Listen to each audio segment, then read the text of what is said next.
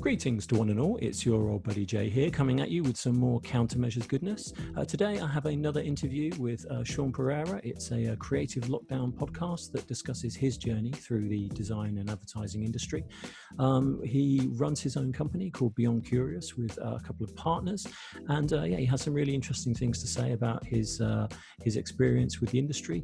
And we also caught up, having not spoken for over a decade, which was also really great. So apologies for the nearly 2-hour length of this one. It's another long one, so I appreciate you hanging in there. And like, subscribe, blah blah blah, etc. And I hope you enjoy it. I had a good time, so that's obviously the main thing. Now come with me and dive into my deep design pocket as we discover everything you need to know about the mind of Sean Pereira.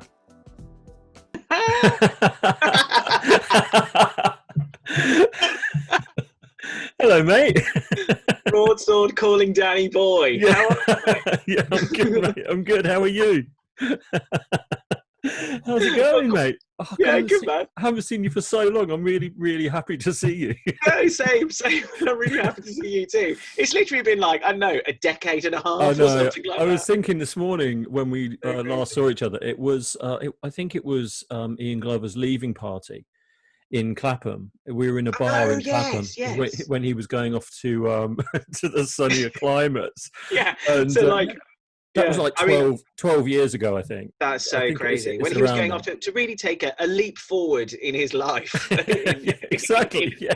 In all of the ways possible. He was really outstripping us on that side of things. Yeah, absolutely. Yeah, he definitely. He was just like, "See you later. I'm going to the other side of the earth." Yeah, exactly. Just to start a life with someone. Just get on with it, boys. Yeah, exactly. Yeah. I didn't meet anyone in Clapham, so I'm going to Bangkok. Yeah, exactly. Oh, bless him. So no, it's good. It's, so how are you? How have you been? Really good. Thanks, mate. I don't even know where to start. It's really good to see you. I know it's like a decade and a half. It's so crazy. Yeah, exactly. And all things are good. Yeah. I think I've got married and had 2 kids since I last saw you. I got married to that bird that you knew at university. Yeah, so we're still together, going strong. So that was good. And you've got a little boy now as well. You got a little boy now as well, haven't you? So, yes. So Theo, who's 5, I think same age as your eldest. Yeah, that's right. Milo's he's 5, 6 in January. So weirdly mirroring each other's lives. Yeah. What is weird is that I know like lots about what you've been doing, but we haven't spoken for over a decade. So like I know things like what you had for lunch and like what you did at the weekend, but we haven't actually. All my Insta food. Yeah, exactly. So I don't know. There's nothing that actually means anything really, but like we haven't. What I like is our relationship now is like purely professional. Like we don't know anything personal about each other. No, it's all professional. Although that said, I know what you're doing next weekend and what the coming months have got planned for you. You've got to love access to my Google Calendar, which is absolutely fine. Yeah. Which is great. You can, I'm visible. My life's visible to you. So exactly. So how about you? How's things going with you? How's the family? All good? Yeah, good. So Candice and I are married.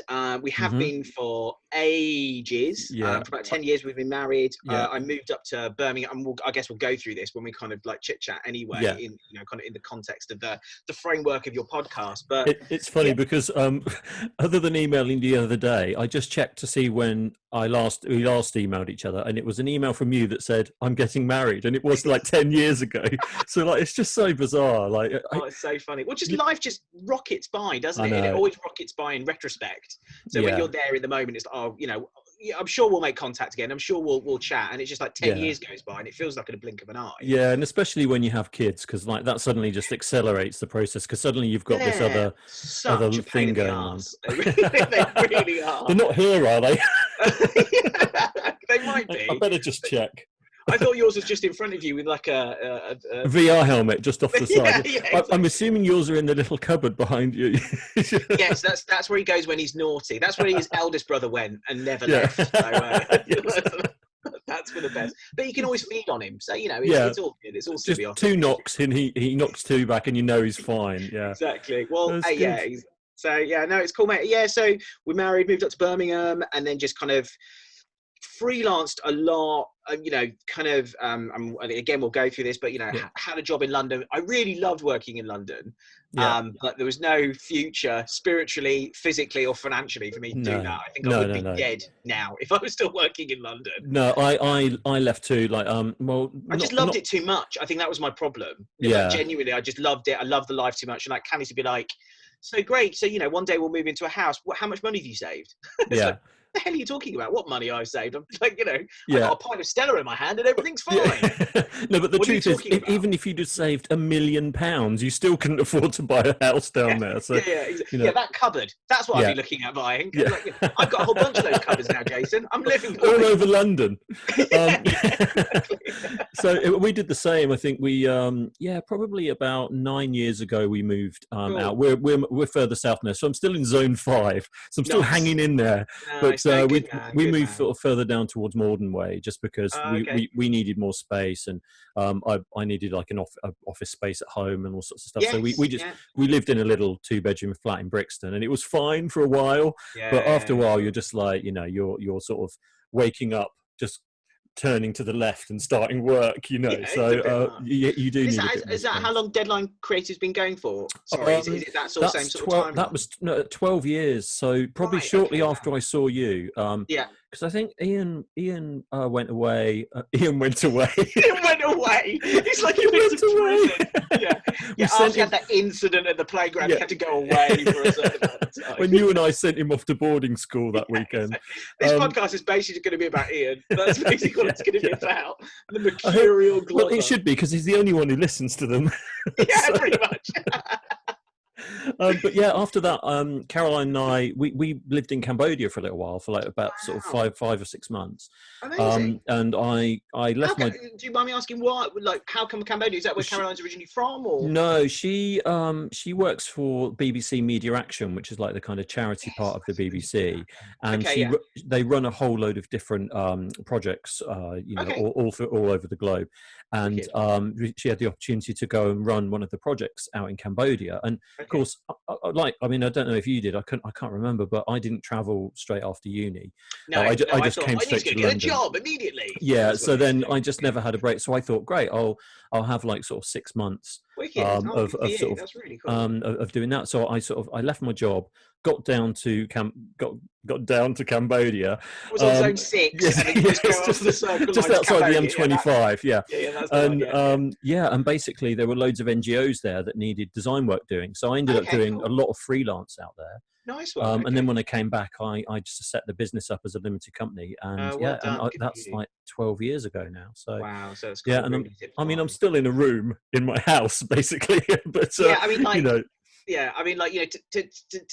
my parents still don't completely understand what I do. They're like, what do you do? You like draw with, what are you talking about? You come up with ideas, you seem to talk a lot. There's a lot of that. So the fact that we're kind of still doing what we did at university in a roundabout kind of way is kind of crazy. But really, just getting paid less. Exactly. No free grants or anything like that.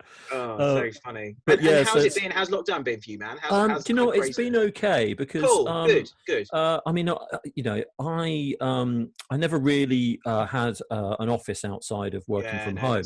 So there were a few places that I sort of did hot desking for a while. A couple of thank God you don't have an office, mate. That was an absolute nightmare. But I think with there was an ad agency I used to go in and do work for, and I could use some of the office space there. Perfect. And one of my clients, because I do some work for British Airways, slightly less now than I did sort of 6 months ago, because they're going through a few changes. But I think they've got rid of my desk that they set up for me. I think they shredded it very specifically. Yes, exactly. Yes, weirdly, it was the first desk to go. So I had a space up there, and that was fine. But working from home primarily, really. Cool. And I don't employ anyone full time, but any freelancers I have, they all do the same as me. They all work from home. Yeah, so, it's the model, mate. It's the way to do it. I mean, same with Beyond Curious. It's a similar sort of model, really. We didn't really have an office. We do have a really small studio now, which we now never use. And we're just, between the three of us, we're able to, literally, I was just on Skype with, on Teams with them, 20 minutes ago or whatever. Yeah. And we can, do the same with clients like you do. So, it's been okay, and we're going to survive, which is brilliant. Really, can't complain about at all. Yeah. But it's it's good in a way, like you guys, like, you know, kind of like Deadline, that we're up and running from a remote working perspective. I think it would have been a real struggle for us to kind of get up to speed. It gives me a panic attack to think of some of the rents that we could have been having to stump up for. Oh god, yeah. I mean, and also I think like business rates and all the bigger agencies, you know, the sort of 80+ people working in them. Yeah. I'm not so worried about those. They'll be fine. Right? They'll be fine because they've got the clients to cover that base, and you know, I'm sure they'll go through tough times like everybody, but they'll be fine. And then the smaller companies, I mean, you know, I'm much smaller than you are. You know, you've got your various sort of staff members and other people you like to talk to. Three founding partners, and then like yourselves, we use freelancers. Oh, okay. Oh, I didn't realise. Oh, okay, fine. That's essentially it. Oh, okay, fine. So you're marginally bigger, but you're not at that weird space where you've got like 10 or 15 people, so you do need an office. See, they're the ones that get properly shafted. I think you're right. I mean, you know, at the beginning of the year, so one of our biggest clients, our biggest client is Bridgestone Tires. And we won a couple of pitches right at the beginning of the year to win their commercial business and like various other kind of, so we were on the verge of, okay, we need to recruit and staff up. Yeah. And if this had not happened, or if this had happened a month later, we probably could have been in the position where we'd staffed up, we'd got, you know, potentially a bigger premises, and we would be in real trouble because obviously they as a business, you know, like British Airways, like some of your clients have kind of gone to like emergency level, and it's just business essential stuff and nothing else. And like you were saying about adapting to working from home, what's been interesting about that is that literally I was like working on various projects, and I'm like, I'm sure you are, which is I'm constantly spinning plates. There's jobs going on all over, so you're constantly delivering that, starting a new, you know, so that's always happening. And then suddenly one day, it was just like everybody disappeared, you know. So I was sort of finishing. Took the plates and left you with the sticks. They smashed the plates and snapped the sticks. And you know, and it was because they absolutely weren't set up from working from home. Some of the people that I was working directly with didn't even have broadband at home, you know, which is crazy. Pretty rare now, but it is the case. It's not unheard of. You go to work every day, then like I'm just, you know, it's fine. And like, you know, Candy's my life partner and wife. She works for Osborne Books, so a pretty big publishers. And what this has had to, what they've had to have done now, like move to like a Dropbox server, you know, move to complete remote working, and it's accelerated that process for them exponentially, really, because they were still flipping using Quark Express and freehand and shit like that. Because you just sort of make do, don't you? Just it's fine. You're at work, it's fine. But they didn't have any of those excuses, and it's really accelerated their working practices. And now they're kind of not going to look back. It's like, I know. I think it's funny because I think a lot of companies that, you know, or people that you know, freelancers that go into design studios and ad studios, and you know, I think they always thought, I'll get to that at some point. At some point I'll be able to work from home, but you know, I don't need to worry about it today because we're too busy, so we'll just crack on with it. And suddenly the world's like, actually, now you need to work from home. It's kind of the law. Yeah, so, it's kind of the get on board with it. You will be shot trying to go to Sainsbury's if you, you know. So I think like in that respect, and weirdly for our profession, you know, most designers have their own setup of some sort. They'll have a laptop even if they're not set up at home or they don't have a home office. So, you know, a lot of designers I've spoken to, the transition from, you know, from what they do day to day to working from home was pretty much, well, I finished on Friday and then I started at home on Monday, you know, so it wasn't so different. Exactly. You know, I mean, I think the bigger challenges that I've found, so, you know, and I'm sure like you, mate, so you're being kind of the creative director and being that kind of engineer, that's fine. And that's not, we haven't really missed a step on that. And being able to brainstorm via Skype or via Teams, that's all cool as well with the kind of the other creative I work with, and the account manager.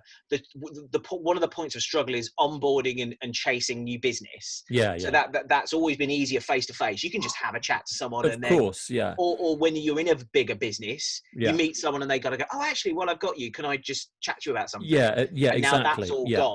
That has become more challenging, to be honest. It is something that we're having to adapt, you know, just by, you know, so this video podcast we're doing now, but almost doing like via LinkedIn kind of video responses to messages and like trying to figure out new ways of connecting to people when you can't meet them face to face. I hear that entirely. Into relationships, that's that is a struggle. Well, it's funny because like when you're a small business, you rely on those personal relationships so much for your not always just for, you know, we're friends, hey, give me some work. But the contacts and the group that you make, you know, the groups that you make around those projects, like you said, you can be working on one project and and suddenly someone will say, oh, I have 2 more coming up next week we can talk about. Whereas if, people are like, well, we're still going to do this project, but there's a pin in it at the moment. So, we'll pick it up in a couple of weeks. Suddenly you're like, well, actually the way that new business comes in is now stalled with that client. And what happened during the kind of start of the pandemic was happening all over the place, because obviously, firstly, budgets were just being put on hold because everyone's like, oh shit, we're going to need to keep all our money. It's the end of the world as well. Exactly. And then suddenly, because I work with a lot of people in various marketing teams within businesses, and suddenly they're all furloughed. So they're like, I'll catch up with you in September. And it's a bit like, okay, well, we'll see how that goes. And so, I mean, luckily I've had enough work to kind of keep going. Cool. But it's one of those things where what I have realized is that I like being insanely busy all the time. So I like lots of things going on all the time. That's where I like to function, in that little bit between not busy enough and total insanity. There's a little bit in between that's like, that I like the pressure and it keeps me on the edge. Suddenly when I've got a job which is just like, here's a day's work, and then I do it and I'm like, right then, that's kind of, I don't feel challenged unless I've got that pressure for some reason. I was going to ask you that. I mean, I think one of the things that I had to get my head around being my own business is there's only so many people you can call. There's only so much work you can do that's paid. So when that's all done, when you called everyone you can call, and when you try to generate enough noise about you and your business as possible, what do you do then? There's no point sitting in front of your computer and just freaking out. No, that doesn't help you. And just doing, I think, noticing what you do, doing kind of like, I don't know, comic books, or kind of drawing, or doing some art piece, or like going for a walk, or doing all of that stuff. A walk? I mean, obviously, like a brainstorming walk. I'm close to Croydon. It's mandatory that you need a shotgun as well as a face mask. Exactly. Yeah. Well, you obviously go out in your kind of 4x4 zombie protection unit. That's obviously what I mean. I've been welding that for 6 months.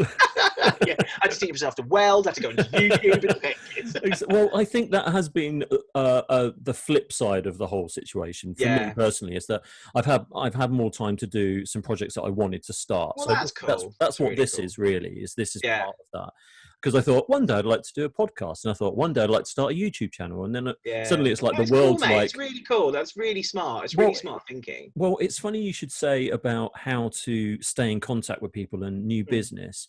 Without being the guy that's constantly emailing saying, I'm still here, I'm still by my desk. Oh, by the way. So still a little bit sadder than yesterday, but don't worry. Exactly. So, and I saw this thing on your website, and then I've just done it for you. Do you like it? Would you pay me money for it? It's like, no, what are you doing? Well, but that kind of approach, doesn't really work when everyone's under pressure. And you don't. Everyone's furloughed, as you say. It's just like, I don't know if I've got a job. Never mind, could give you one. Well, exactly. But also, people. I found that when people contact me out of the blue and then they'll sort of say, I'm doing this and there's this thing happening and here's some work I've done, I'm like, great. But then a week later when they follow me up, I'm instantly annoyed. It just annoys me straight away. So I don't ever want to do that with people. I feel it annoys me. I don't want to do that with people. So what has been quite good about doing this kind of podcast thing and the YouTube thing is I've kind of been able to stay in contact with people about something else that really isn't necessarily work related. That's so key, man. It's so key, because as you say, there's only so many times you can ring up a client who likes you like them, you get on really well, you enjoy working together. But if you're not careful, you erode that through your need to just want to do more for them, because then they're like, actually, can you, like, we've done a project together, we've done this really great stuff, but I've got like 50 other things that I can't actually use your skills for, but still need to be done. So could you just back up? You just never want to get into that place. No, exactly. And it's hard to have a different thing to speak to them about is really smart. It's really, it's really cool. and because that's what I think, like, the relationships always outweigh like the work that comes in, because there's clients come to me sometimes and they're like, we've got all the money, let's spend it. And then other times they come and they're like, we don't have any money. So like for me, I always kind of think, well, it's good new business for me to kind of do those other projects where there's no budgets or very small budget, because then it leads to other jobs. We build good relationships, and like when I started the business, within a year or two, half of my clients came to my wedding because we've got really good friends, and it's so important. It's one of the things it's way more important. The relationships you build with those people, and they're not going to be like your busy mates or anything, but the fact that they can work with you and you're human. and you maybe ask them how the family is, and you maybe know a little bit about that, and it feels genuine and real. And I do genuinely care about how you are and all that stuff. They would rather work with humans, other humans like them that can understand maybe they're having a bad day, or maybe understand that they're under pressure or whatever. I think that kind of relationship marketing is so important, especially to agencies of our size, kind of micro agencies, you would argue. I think to have those existing relationships with people is super important. And especially now where you can't go and chat to them, if you know what I mean. No, exactly. Yeah. Because like you said, maybe you're not close enough friends to be like, hey, what did you do this weekend? Exactly. But you know each other on a kind of professional level that you have a shorthand and an understanding of each other. I think so. But I think like, the furlough, I mean, the old government gravy train just cut through everything. Everyone's sort of sitting back playing Zelda on their couch. So crazy. Yeah, it's so crazy. I think, I'm sure like you, I work with lots of marketeers, and as the furlough scheme is coming to the end, I think a lot of big businesses, to be fair, are looking at their marketing teams and sort of saying, well, why have we got 100 people in marketing? What the hell's going on here? Do we need 7 people per team, 8 people per team? And it's probably unfair, because they probably do. But the economics of that, when no one's traveling, everyone's staying at home, is all of a sudden, I think there is going to be a real, and it is something that does concern me, for the sake of my industry. I think there will be a lot of streamlining that will affect a lot of people. Oh, definitely. Because think, also those companies probably had that group of people because, it's all about growth and expanding. And now people are thinking, actually, we just want to survive. So how do we, what do we need to do to make sure we're still here in 5 years, 2 years, 6 months, Definitely. And if that means that the last 3 people in marketing that they got in to do this new business suddenly are struggling with their job because there isn't that much work out there, then they're the first to go. I'm seeing it all over. Yeah, but especially in like retail and hospitality and, kind of like big pub chains and, these guys that produce a lot of collateral, like, seasonal collateral in one way or the other. There's no need for it at the moment. No, exactly. It's really worrying. It's really worrying. And a lot of people in bigger client facing jobs have been there for a long time. So they all of a sudden have been there for 5 years or 10 years or even 15 years. And then all of a sudden they're kind of not qualified for anything else. They're used to working within a bubble of a specific company, and then to break free of that is really challenging. So it must be really stressful. If you're in that, I think if you're in that kind of early 50s age bracket, you haven't retired yet, but you've just been let go. I think that's a really difficult place to be. I mean, I don't know about us. I think about what am I going to be doing in 10 years. I think I'm going to be sat here. Doing this, basically. Doing this, pretty much. Grayer, that's my dream. My dream is small, Sean. It's a small dream. Mate, I had the same small dream from a very small man. You know what I mean? I'm small in all ways. That's it. Just don't dream too big, and you'll never be disappointed. I mean, write that on my son's wall maybe would have been too far, but I think he just needs grounding. I think just tattoo his inner arm with it, Exactly. So, well, like I said, it's really good to see you, and obviously, like we just got so much to say about everything, I know, which is just. I've been recording this, by the way, as we've been going, so we are. It is just. So do you want me to record as well? Sorry, did you do a double? You might as well do from now. If you just hit the record button in your. Okay, please record permission from the. Oh yeah, you have to do that thing. Okay, let me just. Mate, I'm really fascinated about your podcast and how you go about putting it together. I think it's really good. I think it's done really well as well. And it's a bit of a weird one, because what started was that I started wanting. You should have a thing come up now. I was about to say, I'm on. Yeah. I'm on. Great. Basically, I just wanted to. I thought maybe one day. Okay, so my long-term dream, apart from getting old in this small room, is I might like to write something one day. I thought maybe one day, it would be good to like do something, like write a book. Right in my twilight years, when the hands don't work properly anymore, I could still press a keyboard. I thought I'd quite like to write something, and then I realised I'm shit at writing.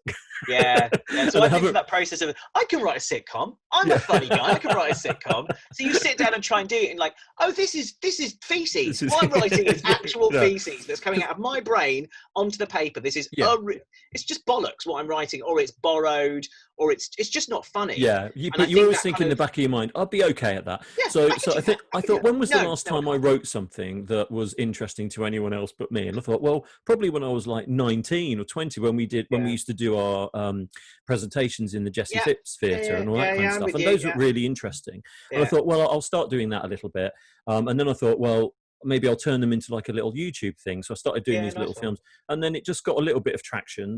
I had like 30 subscribers for absolutely that's brilliant, mate. I think that's isn't that amazing? I think it's so good. If people don't know you, or okay, let's say 50% of these people don't know you. Yeah. There's still 50% of people that are interested in what you're saying, your opinions on stuff. Yeah. And I think that's brilliant. I think that's so cool. But it has been, so that's kind of genuine, and then it's kind of grown a little bit, and then I thought, well, I'd do the podcast as well, because everyone's kind of stuck at home and one thing and another. And then I thought, well, it'd be quite interesting to talk to some other creatives / catch up with people I haven't spoken to for ages, and just sort of talk about. It's pretty much all I know about.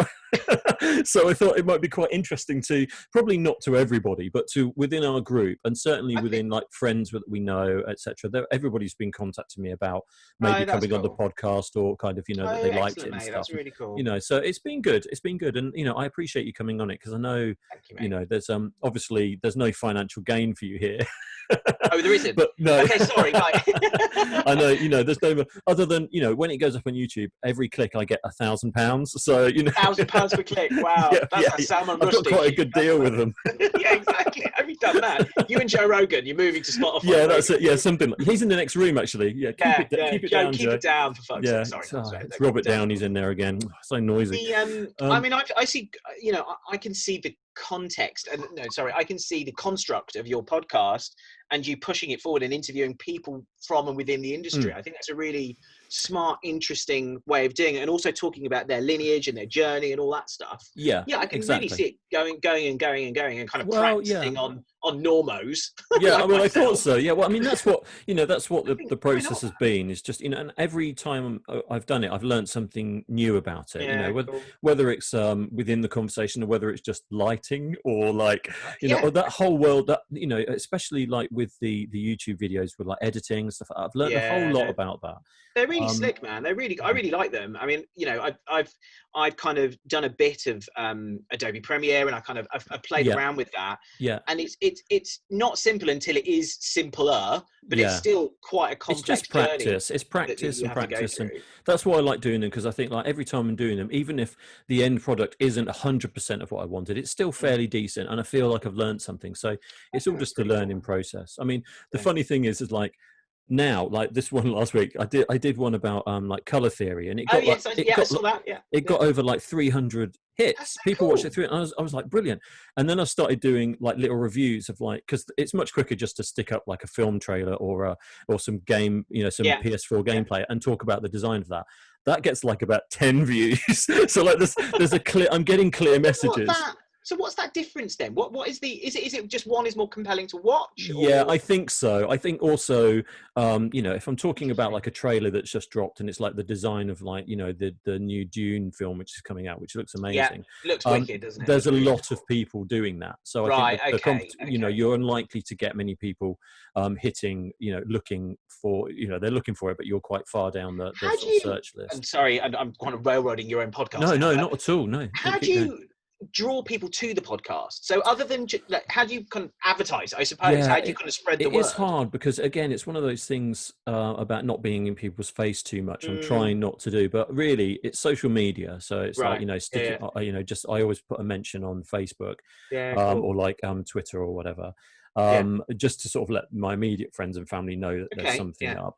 But then LinkedIn's been quite good, because I was going to ask you about LinkedIn. I thought that was a really sensible place, because yours is a kind of an industry-centric podcast. It kind of makes sense from my perspective to do that through LinkedIn. Yeah, so the LinkedIn thing's been quite good, because then I'll have friends that will comment on it or like it, and then obviously their contacts then can see it as well. Can then so it's good profile raisers all round, isn't it? Yeah, so exactly. Good I've had some good feedback on that, and it's been really interesting actually, because like it's sort of becoming its own thing. And I'm not taking the ball off the fact that I have to feed my family and run the business, but this other thing sort of has just come out of it, which has been quite creative process. So it's been different to do. What's been interesting about it is I realized that, I've been designing and doing like ad campaigns and stuff for other people for so long. Yeah, of course. That I've built up this kind of like back catalogue of stuff that I want to do that I can never quite get into projects. Yeah. And now I'm doing this stuff for myself. I'm like, well, now I can just do it whenever I want.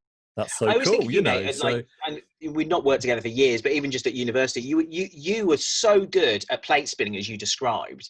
But I think it's almost like in the plate spinning is what you enjoyed as well. So like more and more projects is what you like. And actually sometimes, and this is just a presumption, and correct me if I'm wrong, but it's completing and getting to those projects that you really want to do. So obviously there's all the plate spinning you do for everyone else, and that's great. But what about your stuff that you want to achieve? They kind of get put on the back burner. It does. And I saw, and the same with you. I mean, because you always drew like I did all through college, and we had sketchbooks, and we were always encouraged to be visually, making books and stuff. And I saw you did like a whole. I kind of had to, just like a whole, and it's something I'd not done since we were at university. Yeah, because you don't have the time, and and also maybe you also, or maybe maybe you are just as busy, but actually you're like, I feel like I should be doing something else. I've got I've got this little window, a little chance to do this. So why not?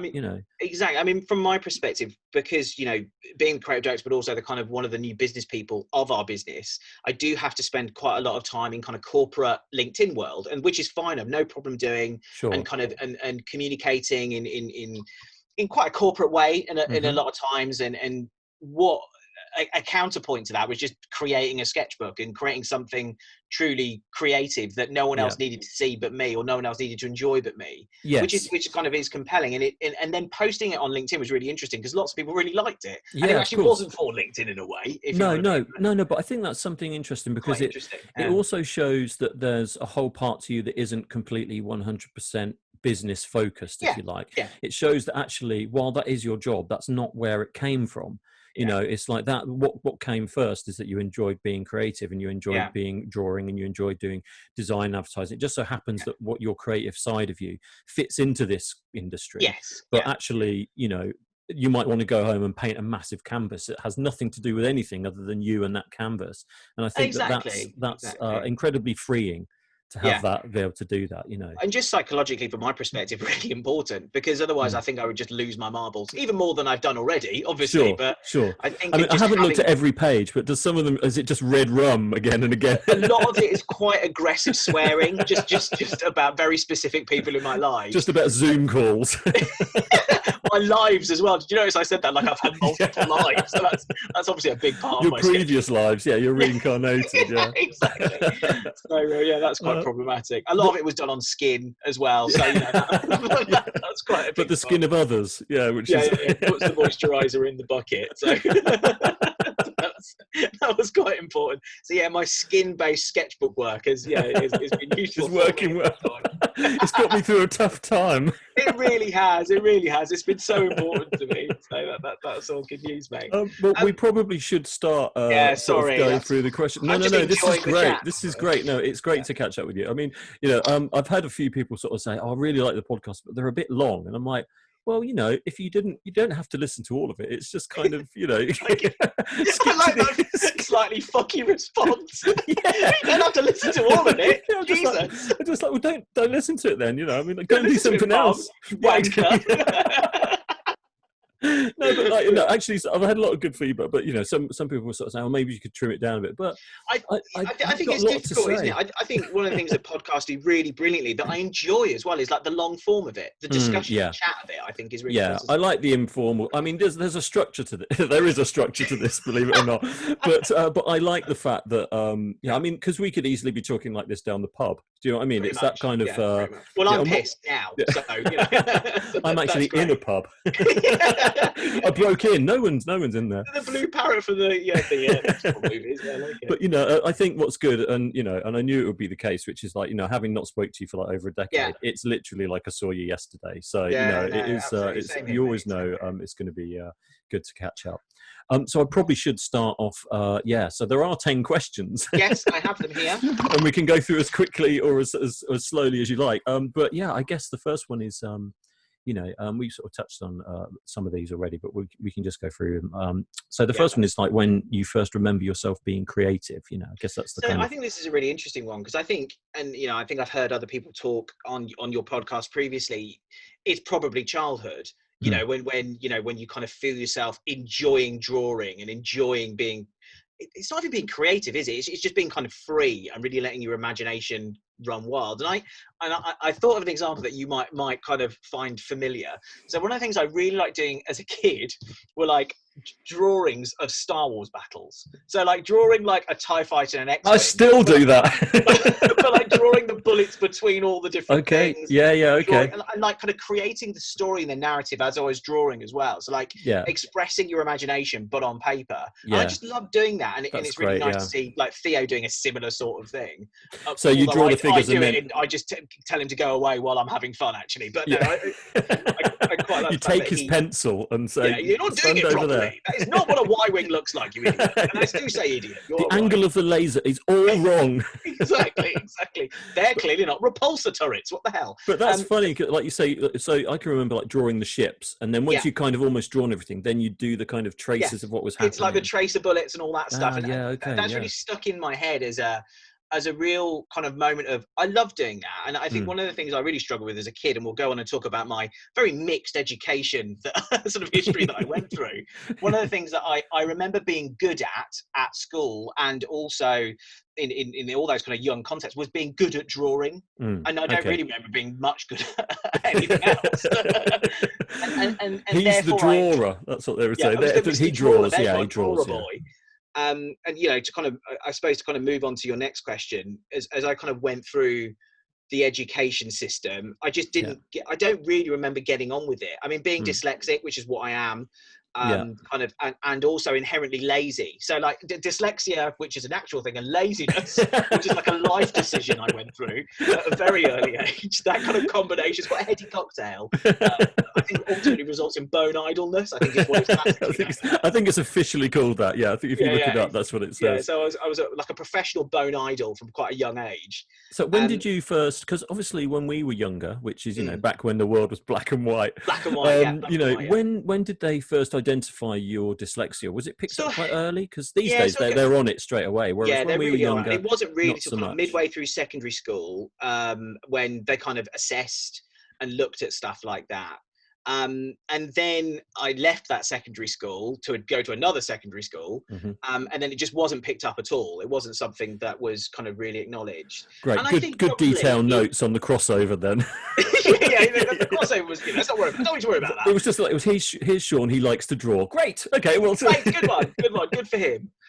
But yeah, I remember just really simple things like being in school and just not being able to understand the tasks we're being asked to do. So I remember we had like a creative writing sort of challenge, and I love creative writing, that's great, but I didn't put any punctuation in it. Like I didn't understand the nature of it, so I would just write this stream of consciousness, like the kind of witterings of a madman, essentially. And my teacher would be like, well, where's any commas or full stops, what the hell is this? You know what I mean? Sure. I think my dyslexia prevented me from engaging with education as a whole. I think it was something that I probably shied away from. I was probably embarrassed about. And even still now, if I'm asked to in a presentation read some copy, for a client to understand, it's something I really struggle with even still. Whereas I can eloquently talk about it. Is it the because I understand there's lots of different forms of dyslexia and different levels. I mean, it sounds like yours is like a sort of almost like a structural based thing. I think so. I think you're probably right, and I think specifically when it's reading and reading out loud, I think that becomes a real problem. It's almost like, I mean, I've kind of said this before. It's almost like the words jumble around a bit, or I try and skip to the end of the words without kind of finding the stuff that's in the middle and giving myself time to construct the sentence properly. Sure. And just like even spelling words like area, I will spell wrong, I don't know, 2 times out of 4. Do you know, 50% of the time I'll spell it, the craziest word to spell wrong, because how else the hell are you spelling it? If you know what I mean? I guess, but it's just those things, isn't it? Maybe when we were really young, people would be like, oh, it's just like a little quirk, or it's a little thing. Or he's not paying attention, and that's why he doesn't get it. Do you know what I mean? Please pay attention, rather than kind of spending time investigating this a little bit. Is like dyslexia has a lot to do with balance. So you do a lot of balance exercises, and it can help you. Yes, okay. Through dyslexia, or just certain colours and overlaying colours on top of type. can allow your brain to kind of to pick up all those different pieces of your kind of meaning in the copy you're reading and stuff. So I guess maybe it's to do with, maybe the perception of what you're yeah, reading and the emphasis possibly. of words. Maybe Possibly. that And links as to I said before, I don't want to use that as the excuse. I was ultimately a lazy bugger as well. And that was definitely a problem. But I mean, the thing is that you've done really, really well, and you have, you've had a great career, and you've done you've done lots of really interesting things. You're obviously incredibly creative, and like when we were at college together, this is me blowing smoke, by the way. When we were at college together, let me let you go. Go on. So obviously, while it was a challenge to you that you were aware of, it didn't stop you in any way from doing what you wanted to do. I think like anyone, and not that this was something that was massively hampering, but you build systems around it, don't you? If you know what I mean. So probably because of that lack of ability academically, I had to kind of increase my eloquence. I had to be able to express myself in a really clear and concise and energetic and energy-filled way. So that kind of it rebalanced itself. I suppose. Sure. So it kind of compensated for the bits that you struggle with, but it kind of worked really well in doing so. Obviously. Yeah, I think so. But as I went through education, I just remember not really achieving anything in education. Yeah. I retook my GCSEs. I've only got 2 GCSEs, art and drama. So that kind of that's all you need. You don't even need drama. Yeah, exactly. I mean, if you say to Stephen Hawking while he was alive, I'm sure he had art and drama as well. I'm pretty sure of that. So all of you. I'm struggling with drama, but he's definitely had art. Yeah, exactly. Maybe tap dancing. I don't know. We can't say that. I was wondering at what point we might have to edit that out. I'm sure it's fine. Nobody's listening, so it's fine. Yeah, it's absolutely fine. It's absolutely fine. When I start going on my Black Lives Matter rant, that's when you exactly. When you start pumping the fist and the flag another comes thing down. about the U2 movement, right? So that was kind of schooling ultimately that I kind of disconnected from, as I said, and it wasn't really till I got to like art college and kind of that kind of started to make sense that I could kind of see a path of, I can maybe use this talent for something, and this talent could ultimately give me something. And then going on to university, that's when it didn't sort of crystallize, but it did the smoke started to clear a little bit. Yeah. And just meeting people like yourself, mate, meeting people at university that were as creative as me, if you know what I mean. Actually, I found really inspiring, and again, it just sort of like, there are other people out there like me, that just kind of like creative and like pictures and up until that point, your friends at school might be a mixture of different. Their skill sets are all different, and then when you go to a kind of more focused sort of educational setting where you're surrounded by other people that are of a like mind, there's something incredibly like inspiring about that when you see, and obviously and competitive as well, because suddenly of course, but I'm the drawer. I can draw the best, and then you see someone. I mean, you'll probably recognise that someone like Tom Ruku, who went to Centre of St Martin's. Oh no, that's what a good drawer is like. Suddenly, I see now. I like that because it ups everybody's game. You suddenly, and it also helps you, I think, focus on the things you're good at and almost ignore the things that you're not so good at. Or not that you're not so good at, but compared to the person sat next to you. You're not the drawer, and even from like a design perspective, and again, we'll go on and talk a little bit more about this, but I'm an adequate designer, but I'm not a great designer at all. And I think in a way, it takes part of your journey, especially when you start to get very specific, is to recognize that. And what I can do is I can come up with loads of good ideas. I'm full of ideas and energy and all that stuff. Oh, that's what I can do. And I think that's kind of, that, as you say, part of that educational journey. And then as you go into your first job and stuff, that's kind of what you start to learn. Sure. And I think, we came out of uni. I'm not sure we had the skill set to sit in front of a Mac and design anything. I don't think we did. I think it was all about ideas, which I absolutely loved. I mean, the Norwegian contingent of our course were like, where are the typefaces and all this kind of stuff. And while that is important at the time, I was just are important. There's no they are about important. It, but at that time, it was more about like concepts and ideas, and kind of almost the end result was almost not the point of most of those briefs. It was the journey. I think that's the thing, and I remember being at university and not really understanding that. We're like, surely we should be doing stuff on computers, and that's what it's all about. And that's the most important skill, and it is a skill of our trade, but there are trade tools. That isn't the origin of what we do, I don't believe anyway. I think, the craft is the thing, and the craft is the beauty of what we do, but it's got to start with an idea. It's got to start with something, and I think that's what luckily, really, that's what one of our big focuses at university was. Well, what's the ideas behind this, guys? What's the idea here? And then the vehicle is whatever it is, and I think I'd like to think it was deliberate, but I think Bayard just didn't cover that part. I think that if you were to go to a course now, you probably have your first year where you're testing it out, like the carousel stuff we did with photography and illustration. The second year, you'd probably do the high concept stuff, like with Phil Thompson, you'd do the kind of all that stuff. And then the third year, I think you'd get your head down in terms of these are the tools to take your ideas forward. But our third year Adobe was just package, get on with learning it. But I think our third year was like a repeat of the second year. I think you're right. I think you're right. Because it wasn't until I got to working in my first job that I was competent in as much as I'd done a few bits and pieces before. And you were like 10 times better than me. So let's be clear. If you were competent, I don't know what I was. It was just like getting through. Do I use it on my eye? Like, what is this? You know what I mean? Where does this go again? Exactly. I remember one of my very first things I was giving an agency. I remember he was like, can you just design, I don't know if it was a logo, but it was a thing. And I remember like spending ages on it, giving him like 50 different versions and like hand drawing them. And he's like, what are you doing? Like, I need this thing. I need it in 20 minutes is what I need it. And then I need to do 5 other things afterwards. Okay. So I think that trade and the learning your crafts, your skills. I definitely went through the first thing. I mean, we can probably thank Phil Thompson for that experience because, literally the first couple of weeks, and certainly on placements and that, when you're at college, you've got all the weeks to do the work. But then, when you start in a professional environment, even when they're going easy on you, they're like, well, you've got like 2 hours, and it's like, what? Exactly.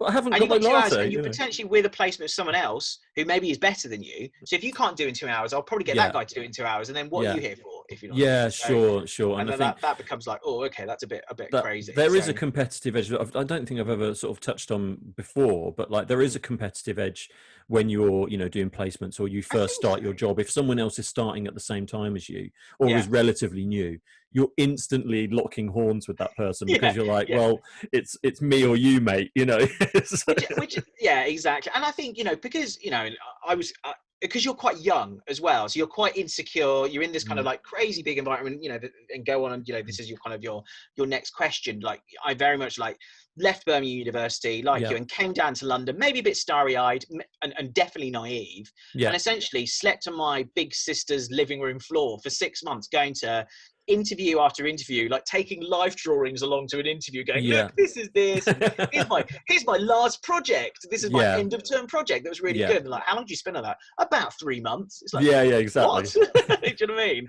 Like, totally underdone, I suppose. There's something quite heartbreaking where, I can remember that stage of showing my work because I started working at Beresford's when I moved down, and brilliant. I did a placement there thanks to John Lowe, and that's so cool. And then I got a placement. But I remember, they were casually sort of flicking through some of my favorite projects. And I was like, don't casually flick through. Let's talk about this is a thing. This is a really big thing. But I know now what they were looking for. But then it was just like, exactly. You have to get over that personal, this is all very personal to me, and understand that. I think, and much like yourself, having gone through recruitment, being a creative director, looking at juniors' portfolios, looking at it from that perspective, you are looking for the kind of the raw creative energy, because what you're producing as a student isn't that good, not really. It's fine and it probably looks nice, but the depth and the richness and the kind of the competency of isn't what I'm looking for. It's do you have that thing? Do you have a bit of a spark about you? And I think that was one of the things that and when I eventually got a long-term placement at a company called Marketing Drive, that I think they really recruited me for me rather than for my book in a lot of ways, if you know what I mean. So I think my book was fairly basic, and I'd refined it and done new stuff and all that stuff. But I remember the guy who recruited just really liked me, I think, and he just thought, actually, you as a junior, you've got a bit of spark about you. You're obviously a bit creative, and I think you'll slot in really nicely, essentially at the bottom rung of the ladder, underneath all my other designers and creatives and art directors. But that's what they want. They don't want you to go in with a folio that isn't what they really, can't see the connection there. And then they speak to you and then you've got zero personality. It's like, well, you're not getting the job. You have to have, exactly. You have to be. And I think when you're that age, you can get away with that. I think you can get away with being the kind of, I have ideas about things and I want to design stuff, but obviously I need to learn. So, give me a job and I'll learn, and I think, I think, sorry, Jason, go on. Sorry, mate. No, I was just going to say, then the people that give you those jobs understand that they're like, well, there's a sort of unmolded piece of clay here. Yeah. And I know it's going to take time, but the ones that are really good, obviously, are like, well, we're going to give you that time and we're going to get you up to speed. And in a very short space of time, you are up to speed because because you have to be. It's a steep learning curve, isn't it? And I think it's because there's only so much time they can give you physically because, their jobs demand that they've got projects and things to achieve themselves. And all of that kind of stuff. And, I think to kind of jump around a little bit, one of the things I worry about as we go through this new way of working is I was really lucky, I'm sure like you, to work in a very experienced studio and to have time with experienced designers, marry their work, fill their trio markers, did all that stuff. Essential. But they could give me a bit of time and they could only really do that because I was there with them. Whereas I think my presumption is a lot of juniors now that are joining design companies don't have face-to-face time with people. It must be such a struggle, man. I think it's a huge thing that's overlooked and people aren't really prepared for when they come out of education. It's never talked about. No one ever mentioned that to us when we started, or if they did, we weren't listening. Because probably a bit of both. What do you mean? And exactly. And I think that you're absolutely right. I mean, I like you sort of had ideas about things and could draw, so that was my sort of base. But then the people that I was working with for that in that first job, I mean, sometimes people like the average like leaving, time you spend in your first job as a designer was around that time was like a year. They were saying after a year you'll move on. I stayed in my first job for like 4.5 years. I absolutely loved it. You stayed there because the people I was working with, they were so interesting and like really taught me a lot about how to apply creative ideas in the real world, definitely. But you're right, working from, if someone's just started a job and working from home and trying to do that, I mean, there is a support structure there that they definitely need when they start. It's so difficult. I mean, like I've got a family member. She's a young designer. She's just got a placement at a really nice design agency, but she's not there.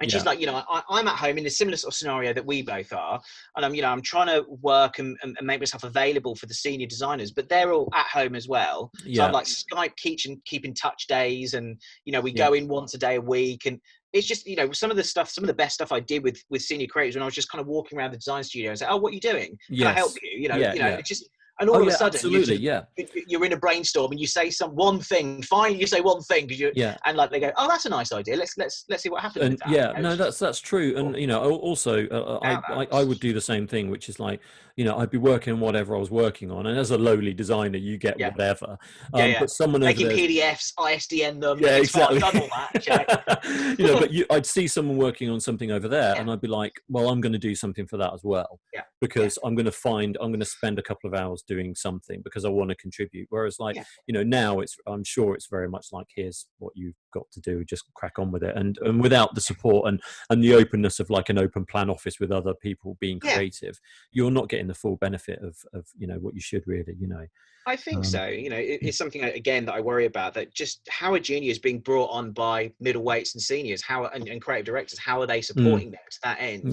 When all you've got is something like this, and it's great when you're on a call with another senior experienced person, they're fine, they're cool. But if you're with a junior, it must be really challenging, I think. And also like you were saying about showing your design work and then actually having a presence in the room so people can get to know you and talk to you, and they're like, well, you're competent at this and we really like you, so we're going to give you a shot.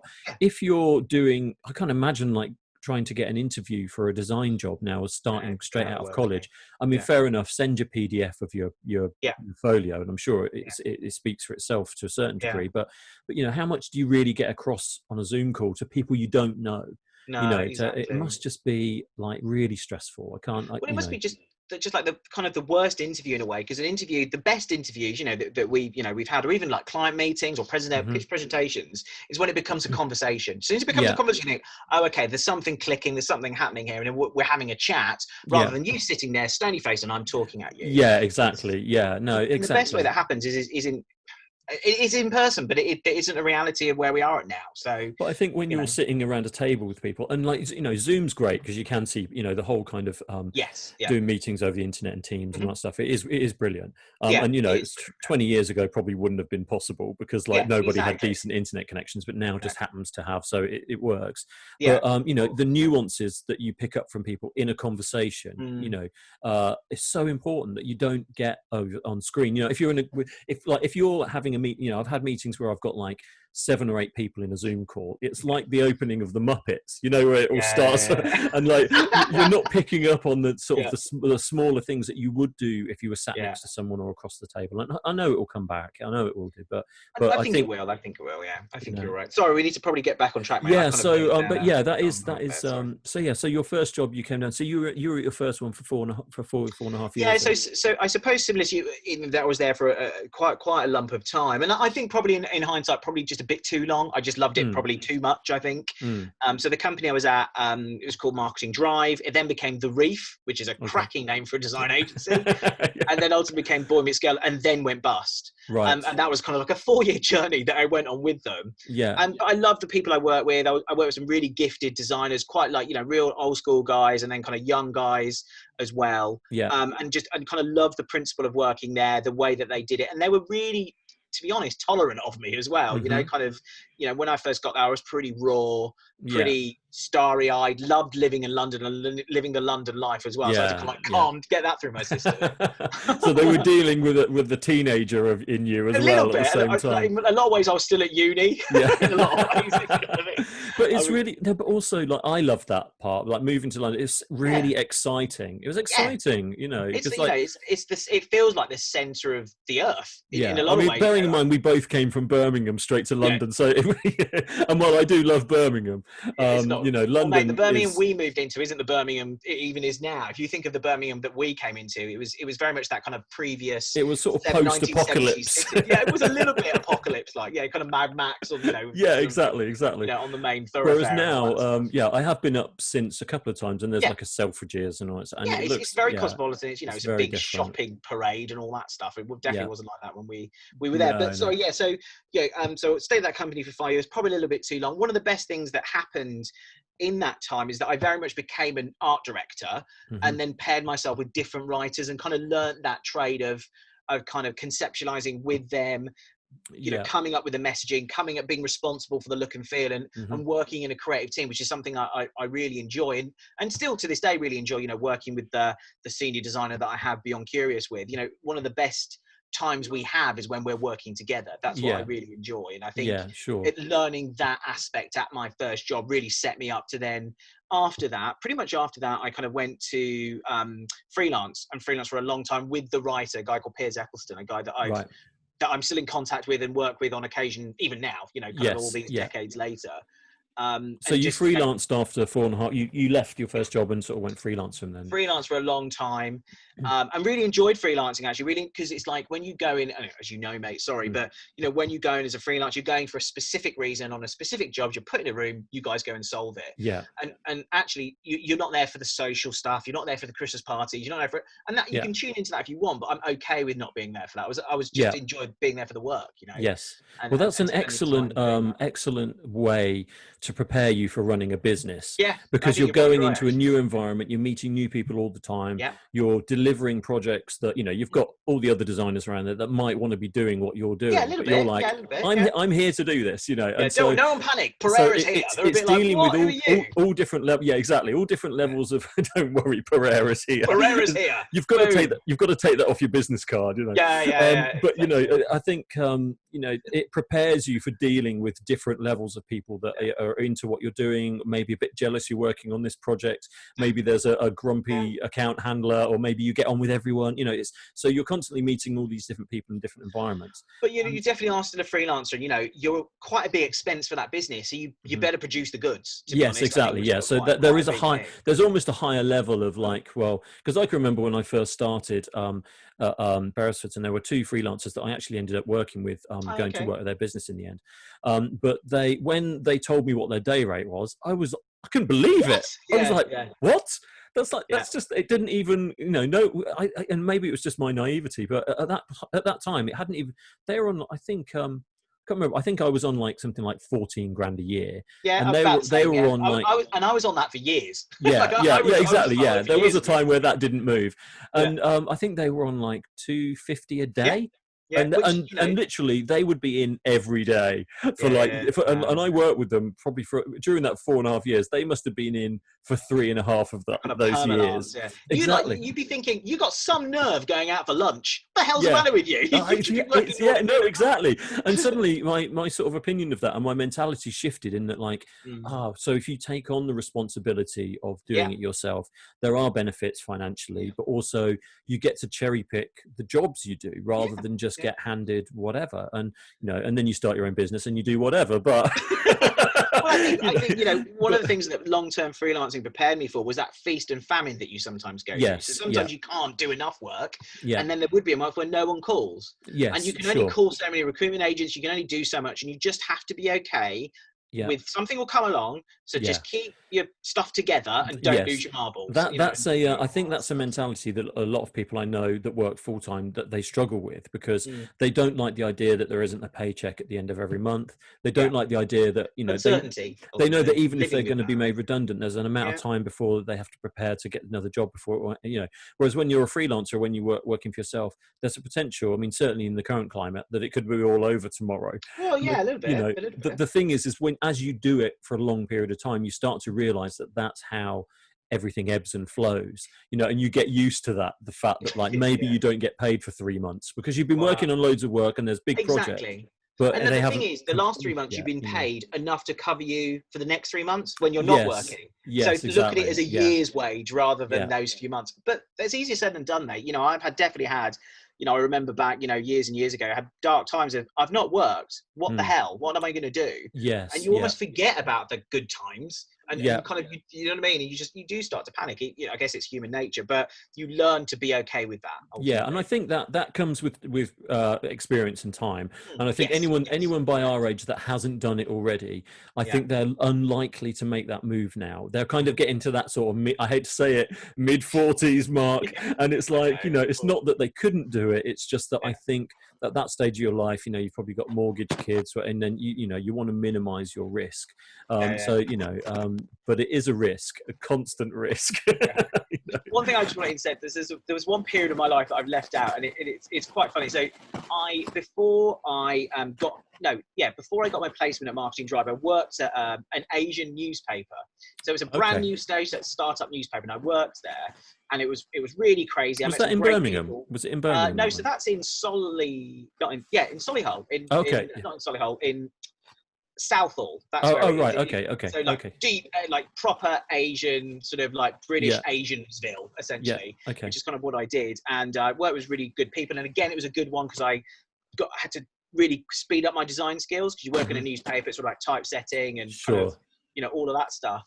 But the best thing about it, because the newspaper was called The Asian, I had a business card that said The Asian on it. So I have a set of business cards. I still have them somewhere. That's awesome. The Asian. So I just kind of went to a place to go, I am the Asian. It's like you're kind of. The whole story was just about that set of business cards that I had, which was just in my mind. That immediately went to like a kind of a crime scene that some muggers have been knocked out and tied up, and there's just a card on them that says the Asian. And they're like, "Who sold this?" There's only one man or a billion people that this can be. That's so like funny. The greatest cover ever. Exactly. Which is quite happy. Just sort of fade into a crowd. Exactly. I mean, it's like weird. Like it's almost like sort of saying the Brown or the Man. Or something. Like it's so random. I quite like the Man as well. It's don't worry, the man is here. The man is here. Yeah, I'm here. So that was one of my jobs along the way. Sorry. So no, we're good. We're on track with everything, so it's good. I mean, none of this is sort of fixed in stone or anything. So that's funny. So where did we get to? We kind of got to the things.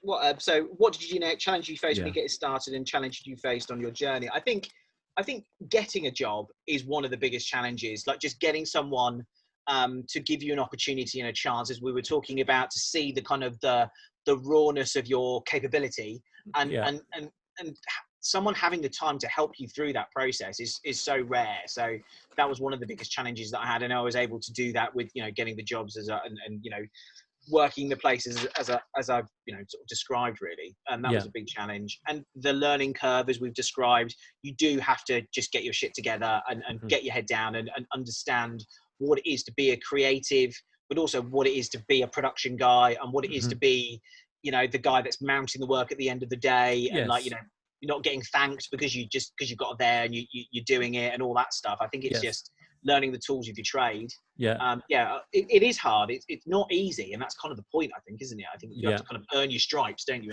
Well, exactly. And it also, you know, I know people that started that within sort of 6 months were just like, I'm gone. I mean, this isn't for me, you know, because they couldn't kind of stay the course. But I also think like that learning curve that you're talking about, that doesn't change. Like it doesn't. That's just the start of it. Throughout your career, you're right. Actually, you're kind of waiting for it to finish.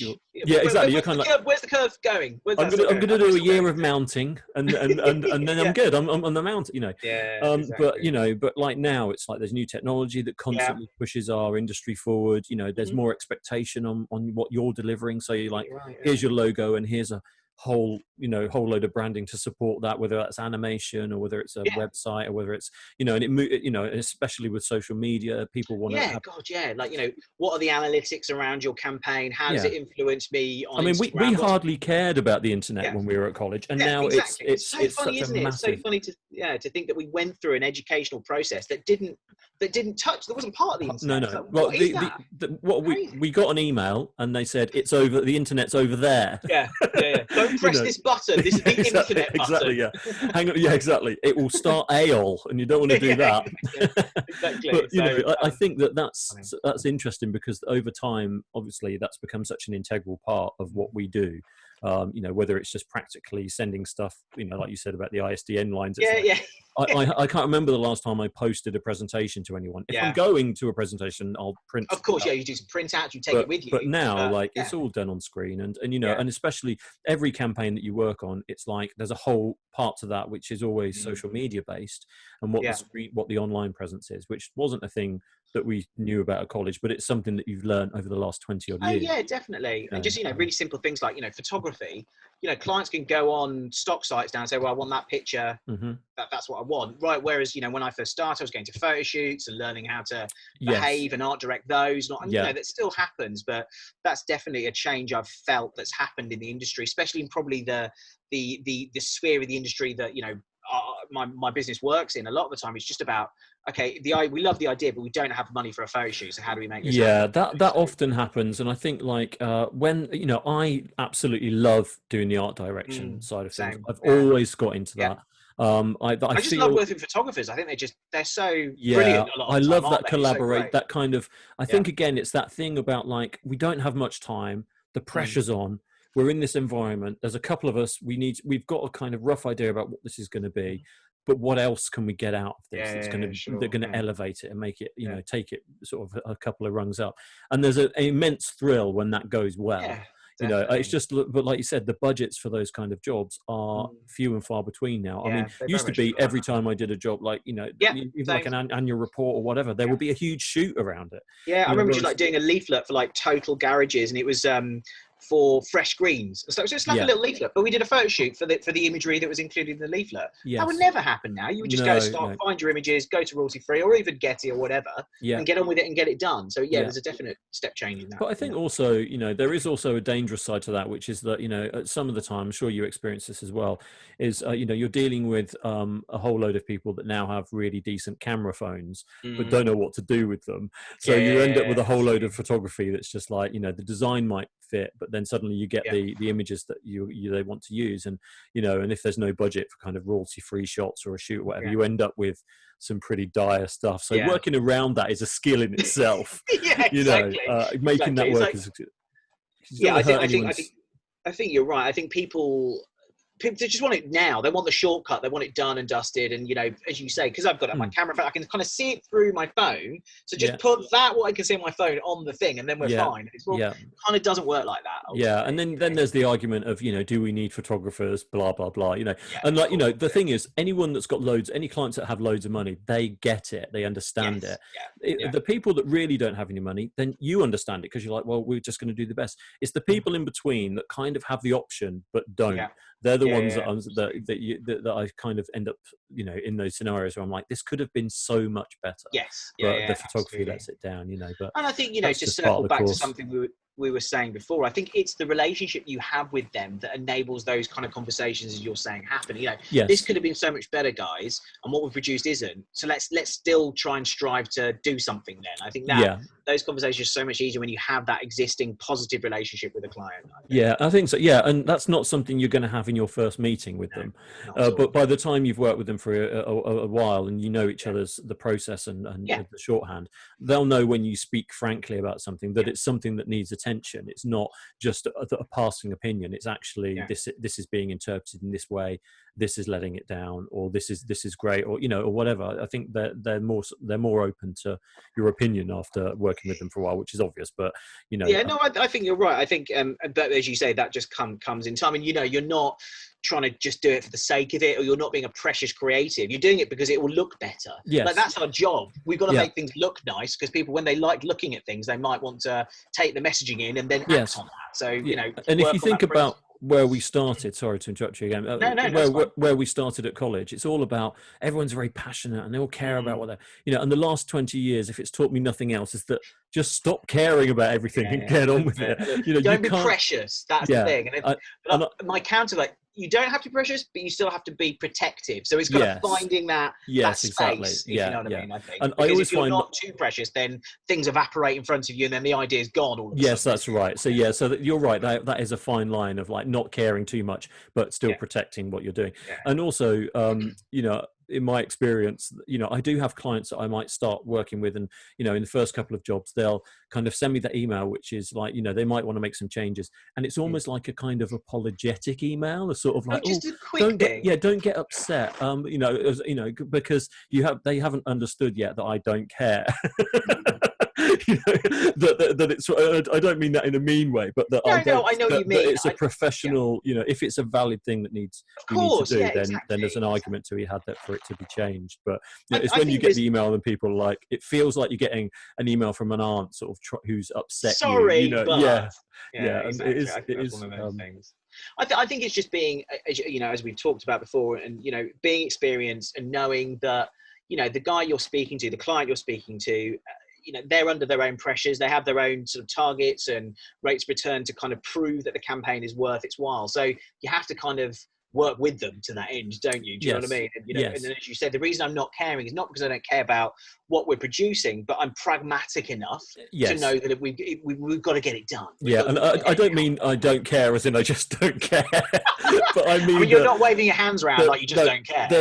Exactly, put them in the air. But, you know, I think there's there has to be something inside you that gets to the point where you're like, well, you know, you don't take anything personally on that level. Yes, correct. And it's something that I think, you know, you do learn, again, with time. That's something, an experience. You do learn that disconnect, that there's a part of you that, you know, there's the kind of business part of you that kind of can switch into that mode and understand that. And I think as soon as you have that relationship with people where you're talking about projects and they understand where you're coming from and they feel similarly about that, then I think you end up with really good projects, because people are pushing for the best all the time, you know. I think, you know, the projects that I'm most proud of, which I know we'll go on and talk about, they've always come through a community of thought. So I may well have come up with the idea or the concept, or myself and my partner have come up with the idea and concept, but to make that happen has taken many hands, and maybe has taken a bit of relinquishing of control of us to give it to someone else to run with, and that's ended up being some of the best work I've done. And it's less about what I've done and being part of, and again, that just comes with time, just understanding it's okay to let it go and let someone maybe not change it, then move it forward and make it better and sculpt it in their own vision as well. So again, I mean, that collaboration is something that's really interesting about our you know, what we do, is that you know, one day you're working with a photographer, one day you're working with an illustrator, maybe one day you're illustrating, and one one day there's a design project, it's branding. One day there's an ad campaign. One day you're doing a photo shoot. You know, it's just like all these different aspects that fit into what we do. I think that's why I wake up. This sounds so crap, but I literally wake up every time I know I'm, you know, working day. I can't wait to start. Like my day, I could be doing the most mundane thing that day, but it doesn't matter because I was doing something different yesterday and I'll be doing something different tomorrow. And I think that change is something that we're really lucky to have within our industry. It's always going to, you know, people sort of say, oh, I'm tired of my career, I want to change it. Well, within what we do, you can move within that sort of creative industry. If you want to do more film direction, you're set up to do that. If you want to go that way, that, you know, you understand a huge part of that process before you even start doing it, you know. So I like the idea that what we do is varied like that, you know. Definitely. I mean, I think, you know, this, just going on to your question number 6, you know, let's talk about a piece of work that didn't go well. It's an interesting point to kind of talk about that. In that, so I was thinking about this when I was reading it. We'll just to end it on that. What didn't go well? Great. Anyway, I'll just shut those. And I was thinking, I've never done anything bad, so I don't know what you're talking about. You know what I mean? No, I definitely have. I mean, I think one of the, you know, and kind of to speak honestly and frankly, I think it was like one of the best times and the worst times, really. So it was my first really big pitch win as me as the kind of the creative helm of it. So it was me, a creative team under me, and they were quite a senior creative team. So I was at the helm, but they very much were kind of shepherding me through the process. Right. And it was for London Zoo. It's for ZSL, so the Zoological Society in London. So we're pitching on creating their collateral. And this was years and years ago, to be fair. And I really enjoyed the pitch process. And it was one of the first times I really enjoyed pitching it as well, and thought, actually, I'm really good at pitching work. I really like it, especially if it's creative work I believe in. I really like it, and took them all with me, and we won the pitch, and that was great. And then I was given the kind of the role as the brand champion and the key creative to guide now. So the pitch work's done, now do the work.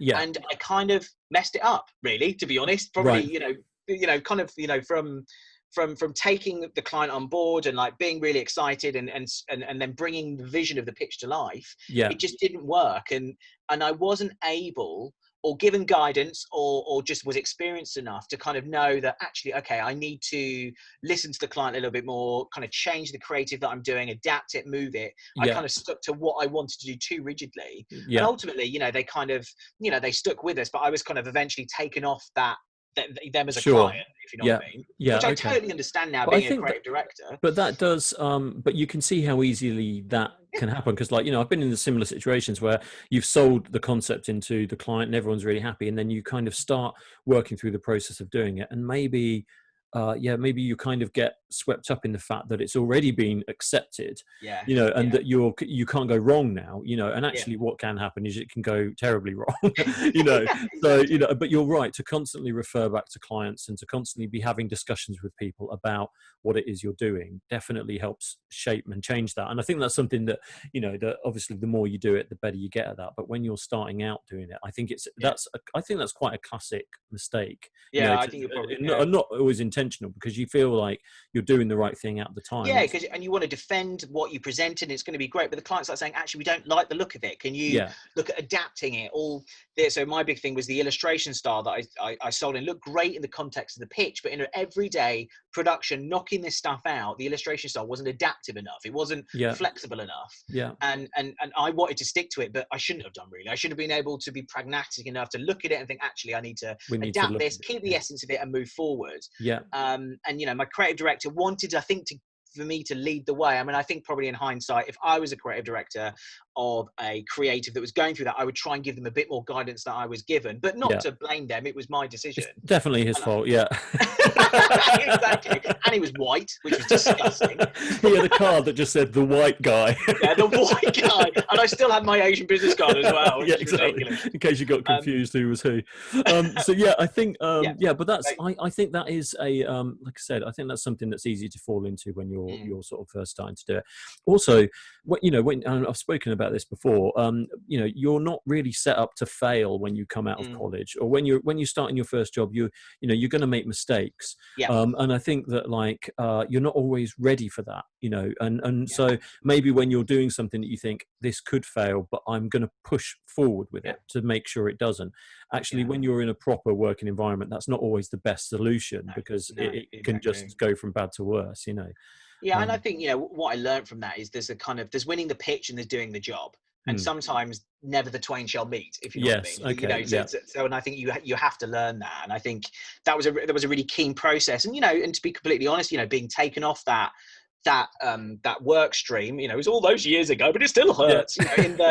Was it last week, being, Sean? Yeah, exactly. Actually, I was there the other day, and I think it affected just kind of how I, hold on a second, I'm maybe not as good as I think I am, and actually maybe that's no bad thing, because you have to kind of, being good as a designer or being as a creative isn't just about doing one thing. You just have to keep doing it well. If you know what I mean. It's not enough to have one victory. You've still got to keep having all those other little victories as well. Yes. And it was a good another learning curve for me, that it's not enough to do one good thing. You need to kind of keep going, keep consistent, keep adapting, keep flexible, keep listening to people as well, keep listening to the client and why are they challenging you, investigate that challenge, work with them to find a route through and all that stuff. So I think it was a really valid learning experience from that perspective. It just felt shit at the time. Yeah, no, of course. There's never, and I've been in similar situations where, maybe we've done that, won a pitch, we've done all the work and presented it, and then it's just like fallen on its face, and it can happen, And I also think that, something that my friend John Beecher said, he said that, when he was at college, and it completely, it's really rang true to me as well, which is like, you're constantly told to focus on one thing. It's like, you like drawing, just focus on that. You go to art college and it's like, you want to do design, focus on design. You want to do branding design, just focus on branding. So they're constantly funneling you into these, sort of pigeonholing you in that, that's the guy that is good at the advertising. That's the guy there's Eric who does the kind of 3D, the online visual stuff. And, so they kind of put you in those places, and then you start your job and it's like, no, you have to be good at everything. You have to be able to adapt to everything. And as your job goes on, not only do you need to be able to do all the practical stuff like we said before, but you need to also manage clients' expectation, and you need to deliver the work. You need to, so all those things, you're not, it's things that you learn through your career, but you're not focusing anymore. You're going from kind of this, I can do this one thing, to like, now I have to do everything, and especially when you run your own business, because I'm sure like you, I love doing admin. I mean, it's just brilliant. But it's a huge part that, like, it's just a huge learning curve of all this other stuff that goes on aside from, for you to get to do what you want to do on a daily basis. There's all this other stuff these other hoops you have to go to, like you said, like meetings and exactly. I mean, stuff. I'm lucky in that, in Beyond Curious, there are kind of 3 business partners, and one of the business partner, the other 2 guys are much more eloquent and able to do admin and just kind of running the finances of the company. But it's not something I can step away from. It is something I have to be an active participant in and responsible for, and rightly so, if you know what I mean. And and time management. I think that's such a key thing now. We're all essentially our own bosses. You are responsible for your own time management, getting stuff done. That still means you can go out during the day, but your job still needs to be done at some point. Of course. Be responsible for all of that stuff. I think it's something that now more than ever is super important. And as you say, it's something that you do learn on the job. Like if I say I need a PDF at 10 o'clock, I mean at 10 o'clock. I don't mean 5 past 10 or 10 past 10. I mean at 10. Yeah, because I've got a client presentation. Exactly, because everything stacks on top of each other, and if something gets pulled, doesn't fit, then the rest doesn't work. And I know that, and I also feel that, like, like we were saying about people, designers working from home and people in general, I wonder, in some ways, for some people, their productivity has gone through the roof because they're not commuting anymore. They're not having to, but I think in other ways, some people are not working maybe as hard as they should be. Maybe they're going for a dentist appointment when they're actually on a work call, or things that they wouldn't have been able to do in a proper working environment. Call. Yeah, no, exactly. What is that? Hold on a sec. Yeah, exactly. But it's that kind of. No, I take your point. I think there's something interesting about the fact that I just wonder how much work should be getting done. What isn't the work getting done, Sean? And I think I think there's also the reality again that we'll kind of come onto it in the what piece of work are you proud of? I think it's not necessarily a piece of work I'm proud of. I'm kind of proud of, and I'm, and probably similar to you, I'm not very good about being proud of myself at stuff. Like, it isn't something that sits very comfortably. I'm not good with compliments. Someone complimented me yesterday for the first time, like in ages, about work stuff and whatever. And I suddenly felt a bit like, I was like, Thanks. Thanks. I was really professional up to that point, and then I was like, cheers. Thanks a lot, Mrs. Yeah, thank you. Yeah, exactly. Yeah. But one of the things I am proud of it is as I say, it's not necessarily a piece of work, and there's lots of work that I've really loved and enjoyed and, you know, had in my portfolio and I was happy to talk around. But I was really proud of being a creative director and being the kind of creative director that I wanted to work for. Yeah. So, okay. you know, having been through the kind of the freelance carousel and kind of taken a couple of jobs, but about sort of, well, it'd be 8 years ago now, I was taken on by an agency in Milton Keynes, and then after 3 or 4 years was made the creative director there, and then was a creative director there for a couple of years, and I really loved it. I loved being a creative. It was like it kind of finally all sort of fit into place, all the experience, all the things that I'd learned and done. I felt I was really good in a way that I'd worked with a lot of creative directors that weren't very good. So I worked with creative directors that were like really amazing mercurial designers, but weren't able to inspire their team to be like them and just do it themselves. Yeah, sure. I've worked with designers like, you know, sort of seniors like that. Yeah. And they're great and they're very, very talented and much more than I could be, but they're not good creative directors. And I think what I'm most proud of is I became a creative director that I would know I wanted to work for, someone that was able to conceptualize with people and work with them, but then let them go and let them get on with it, but give them the direction that they needed. Yeah, which is the qualities of a good creative director. I mean, I had similar experiences with creative directors in that, like, you know, they were good to a certain point, but then the kind of the encouragement side wasn't necessary. It was lacking slightly, which is, I think it's, you know, someone who's been in the industry long enough and, you know, they've got to that point in their career, it's a natural kind of career step for them to move into that role, but they might not necessarily be right for that role.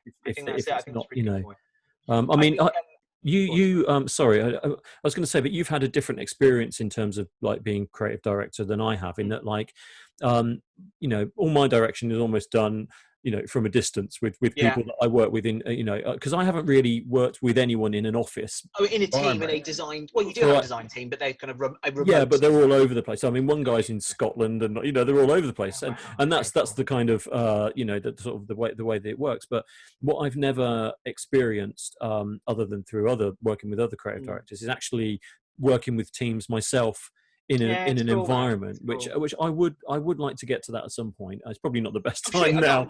You know? I mean, I'd leave that a couple of years. yeah, exactly. But you know, I like to think that maybe at some point that might happen. I might take on, you know, and maybe I'll find. I can totally see that, mate. Of course. I mean, you know, you run a successcul business. It's kind of probably up to you whether you want to be a creative director at some point. That's totally your call, exactly. Because I am in as much as it's just a different kind of working environment. But you know, you don't. But something that I spent quite a long time doing, which was getting away from people and being very insular and doing it myself and working with people when I needed to, not always. Now, as I'm getting older, I feel like it would be good to collaborate more, because having collaborated with various photographers and that over the last couple of years and really good web designers and what have you, I kind of think what we did was great, but if we were in the same room together, you know, for extended periods of time, it would have elevated this to another level. And I get the right people in when I need them, but there is definitely the kind of water cooler conversation that I'm starting to miss. The bants and all that stuff, and, you know, it's definitely all the bants, and I think and breaking down those barriers again, which is something I did, I think, relatively well, between, like, you know, the creatives and the account managers.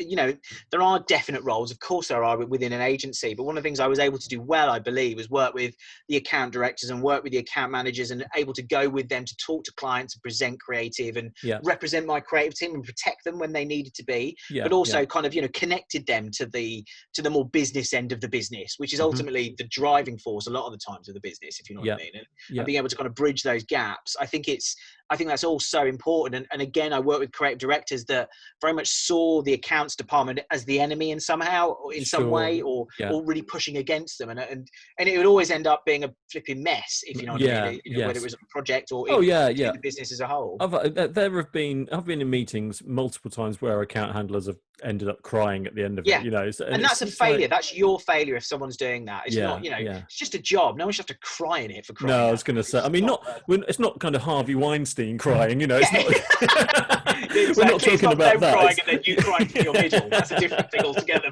if you know what I I mean, you know, but people, you know, obviously can be very, you know, in our industry can be quite cruel to each other, especially account handlers. They get all the flack. I think they do. And look, you know, I think we can kind of talk about that, you know, our industry has been quite, I mean, very much when I first joined it, it has been quite sexist and it has been quite insular and it, you know, has been, you know, quite backward in a lot of ways, which is disappointing because you would think as a creative industry, it would be very forward facing. And I think it is now, very much so. But, you know, it was like that. You know, I have in my time never worked for anyone else other than, you know, someone that's white, if you know what I mean. You know, from a creative direction, you know, I've worked with so few creatives of color, if you know what I mean, other than myself. I haven't really encountered that. I mean, I've been lucky enough to work for a couple of brilliant female creative directors who have been brilliant, and their sex has had nothing to do with how good they are. They're just good creative directors. If you know what I mean. But yeah, that again was part of my journey, I suppose. Is just, you know, when I was a creative director, I definitely wanted to recruit women and people of color into my team. Not that that happened, unfortunately, but I but the idea, and I think that's important to have different inputs from, you know, from all different levels and all different people, and I think also, you know, I mean, one of the senior designers that I worked with once told me we were at a party together, and he, you know, and we had a distinct imbalance of, because I think you know, I was like 22 or something. I was like, there's a lot of guys working at our design agency. Dudes around here, not many girls, you know, and probably for a different reason back then, you know. Like, could we get some hot women in the, you know, doesn't really sound appropriate. But he actually said to me point blank that the reason at that time that they didn't employ women was because they would get pregnant. And then I mean, I heard that shit as well. While they were on, and it's like, I mean, come on. What is that? I mean, and I think, you know, when we joined the advertising industry, it was at the tail end of that. If you know, the tail end of the real heyday, I think kind of anti-heyday. No, absolutely, and they you know, the group that at that time, some of the seniors were all, you know, they were constantly saying, oh, do you remember when such used to sit on your knee in the office and blah, blah, we get a couple of like juniors in and they've got to be good looking, otherwise what's the point of them being absolutely, like, what is that? What do you mean? Oh yeah, surely you need them to be good, right? That's the important bit. So, but no, they'll be like, you know, they got to be pretty, and it, you know, I think you look back, and that's a really embarrassing thing for our business to have people in that believe that. And I think I was embarrassed about it then. You know, I mean, I remember thinking, as time's gone on, gosh, that doesn't sit well. And you know, if you know, and if you heard anyone say that in your business, you would just. You can't work for me anymore. That's really exactly crazy. It doesn't, and I'm glad that it's like that now, and that there is more of an understanding of that. And but there, you know, especially like creative industry, definitely it was like, you know, predominantly, you know, 40-year-old white males. Definitely. You know, and the majority of the creative directors I work for come under that category, definitely. And not all of them have been like that, but some of them definitely have, if you know what I mean. And you know, it's good, as you say, that we're moving through that and moving away from that. Which I think is positive. Yeah, definitely. So right on, girls. Good one. Yeah, nice one, girls. But then I just realised I'm a 40-year-old white male. So get back to the office. Do the washing up. People in the office. Yeah, exactly. Get back in the office. But let's be honest, I'm whiter than you are. So what the hell does that mean? What that means? Jesus Christ. So the piece of work that you were proud of.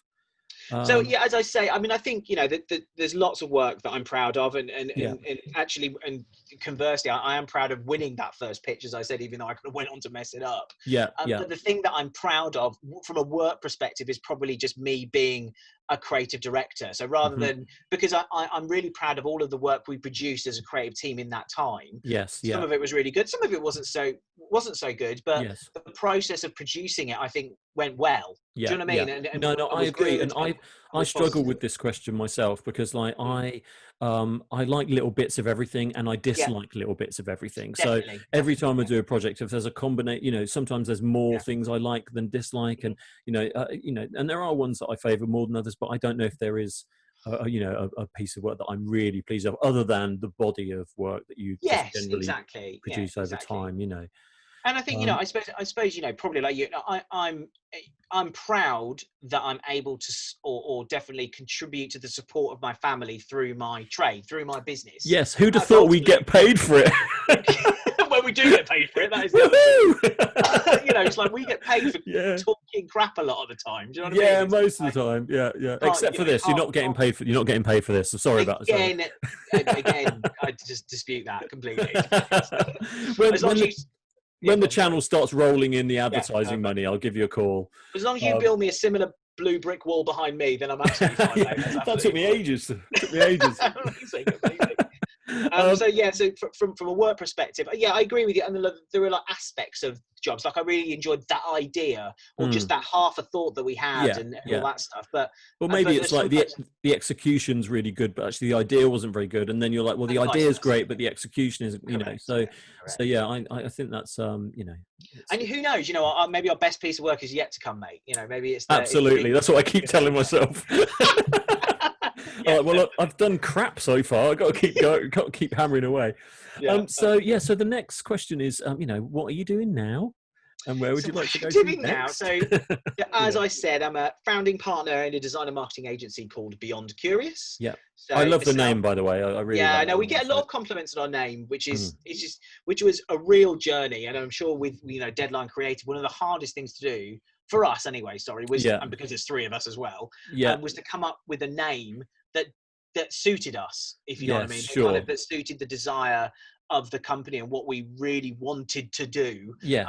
Part of our promise to clients. So it kind of fitted in all of those categories, and we were really lucky on that perspective. Yeah, it's nice. Yeah. And then Richard, the guy I work with predominantly, the other creative I work with, he built the look and feel and the visual tone of the optics of the business, which again works really well. And Anna, the account manager I work with, is a really thorough, good, methodical account manager that's just kind of really on it with clients, and amazing work ethic as well. So we've kind of, between the three kind of founding members of the company, like yourselves at Deadline Creative, we're then able to expand as we need to and reduce as we need to. And there's no point in paying for a senior designer to sit in the corner for half the year and not do the work. Not really, mate. Not when you can just get them in. And I think we still like getting involved, still like getting your hands dirty. So it's nice to be able to do that when you need to, and it's nice to be able to take the work that we've generated and done and sell it into a client for ourselves. Like I spent a lot of time doing that for other agencies, to be honest. As you can imagine, I was flung in front of clients pretty early on in my career. It's one of the things I've done for a long time. So it's nice just to do that for myself and for the people I work with. It's a huge, and also whereas you've always been quite keen and in your incentive to kind of work hard for other people is always there, and you want to do well. But as soon as you start your own thing, you're like, well, now I'm going full guns. This is like, nothing's going to hold me back now. I'm going to do the best I can. And the days I don't do so well, fine. The days I exceed my expectations, even better. And that's part of the process. And I think that's part of the reason why, aside from the variety of work, why I like what, our industry is that I am excited about what we do, and I do feel that like every day is a sort of fresh, sort of gives you something new to sort of look forward to doing.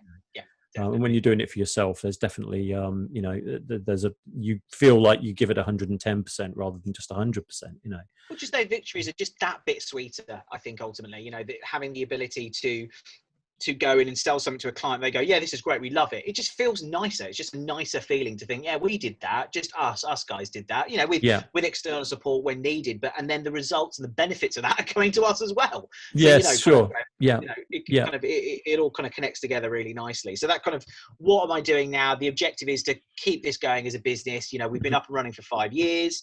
We've been lucky. Has it really been 5 years? Because I can remember I literally remember seeing when you first posted and everything. Was that really 5 years?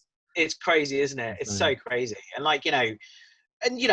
I'm sure, again, you'll find it familiar. That first year was a real struggle. We didn't make any money. Are we doing the right thing? What the heck are we doing? And all that kind of stuff. And then slowly but surely we accumulated some jobs and some clients, and then bigger jobs and bigger clients. And and we now have the ability, as you were sort of saying before we started doing the questions, that we can keep it going through this very difficult time. I think we can only really do that at 5 years old. If we'd started the business sure. a year ago, I don't think we would survive, quite simply. No, I agree, and I think anyone sort of, I know there's a good photographer friend of mine who, he was made redundant towards the end of last year, and this was going to be his big year to push his business and to get things started and rolling.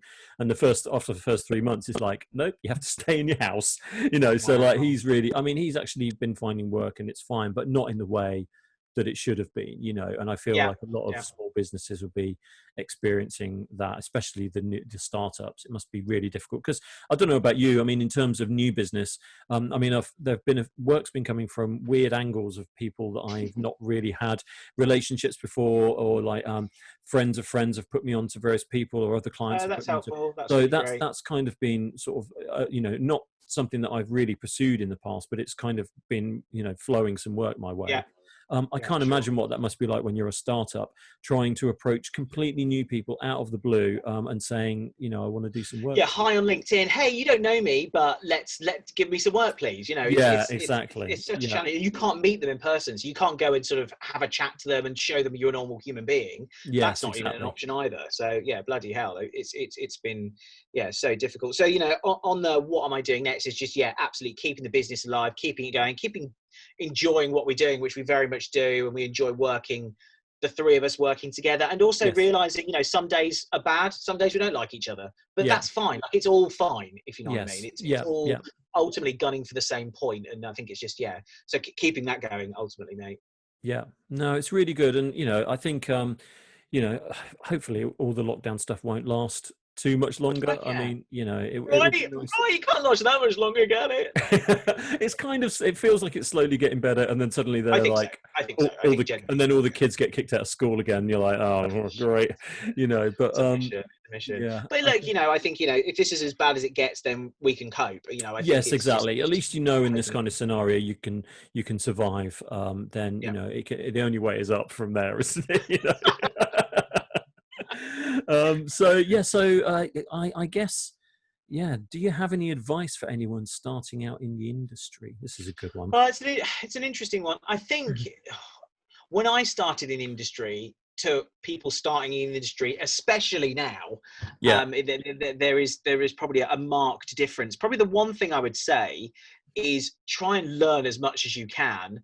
And keep going, because that was the one thing that really, when I was going through interview after interview and not getting anywhere, it was just still keep believing in you and what you're capable of, and that you are a valuable creative and you can add to a design studio. Because I think if you express that and you exude that, people will see it. If you kind of go into an interview and feel like you're a bit apologetic and but I think you've got to exude not confidence or arrogance, but a desire to learn, a desire to be better, and a desire to bring that into the mix of that agency. I think people will respond to that, and I think they do, and especially with creatives, I think like they thrive off other people that are energetic and have they bounce ideas, and if they immediately have an adverse reaction to you.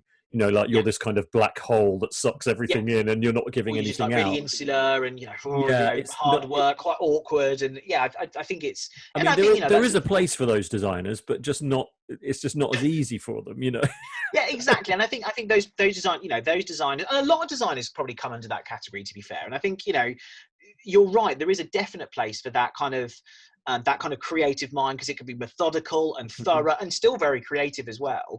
But I think when you're starting out in the industry, I think you have to broadcast the good things about yourself as loud as possible for people to believe that you are worth giving so much of their precious time to. Because as a middleweight designer, I've been given a junior to look after, and to be like, oh mate, I've got so much to do. I ain't got time to hold this person's hand. But I have made sure I've done that. But I've other designers that haven't done that, or other creatives that haven't done that, because I haven't got the time to. So here go and mount something and get out of my way. So I think it's just making sure that you broadcast your ability and your want to keep going and learn and be an active member of that studio. I think that's so important. Yeah, that's very good. That's good advice. And it's right, because people can be very shy. And I've been in interviews with people before where their work's great, but they're not kind of the best advocates for their own work. And you can see over time, maybe they would get more confident. But then that's a thing that even the employer then kind of thinks, do I want to take them through that process?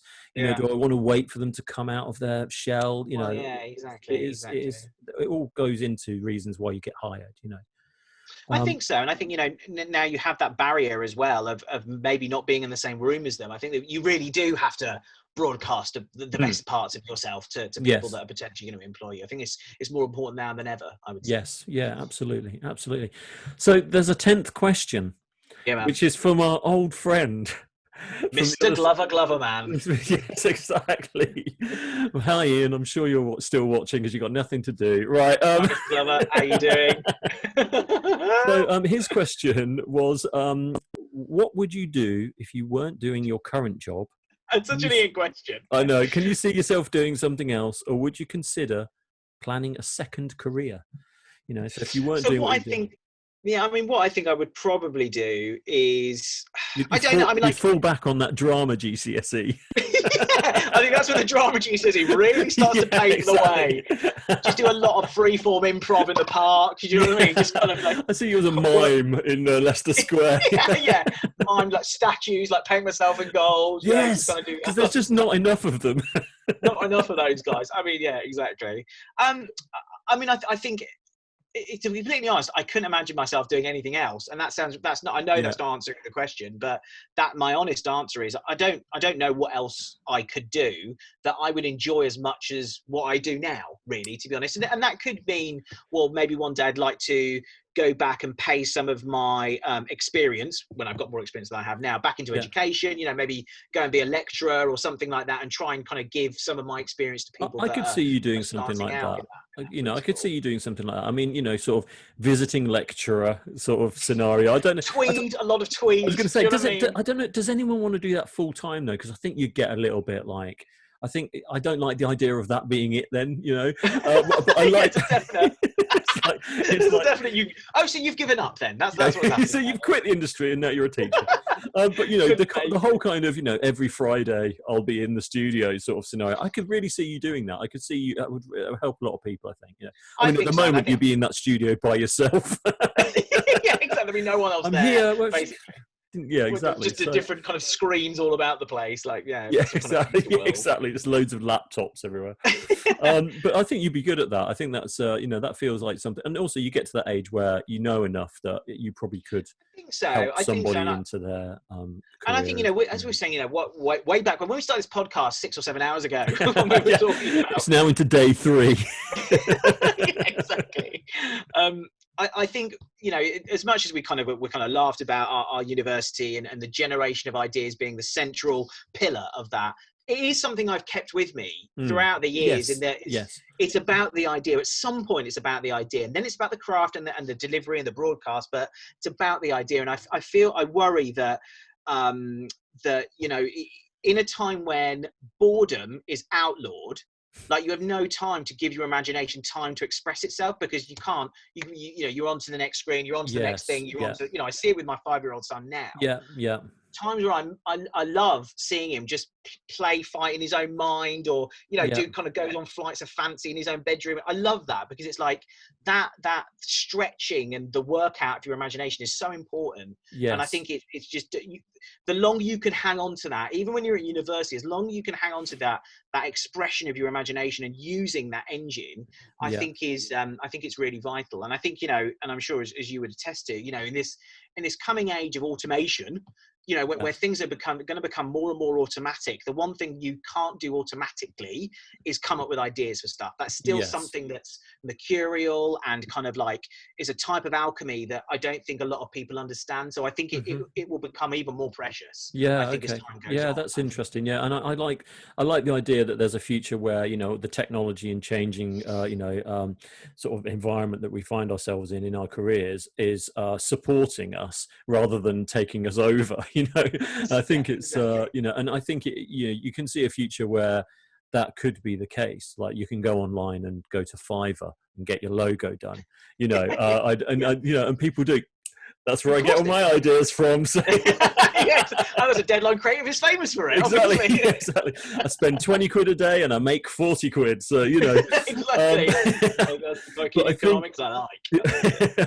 But I do think that's something interesting that, like you said, it would be great if there is a world where that sort of creativity is the core of everything, and everything else. I think so. I think and I think as you say, as technology gets better, I think it's probably the one thing that I want, to kind of bring it back to my family and fear. It's the one thing I want him to have as his greatest commodity, is his ability to generate ideas for stuff, whatever shape and form they ultimately take.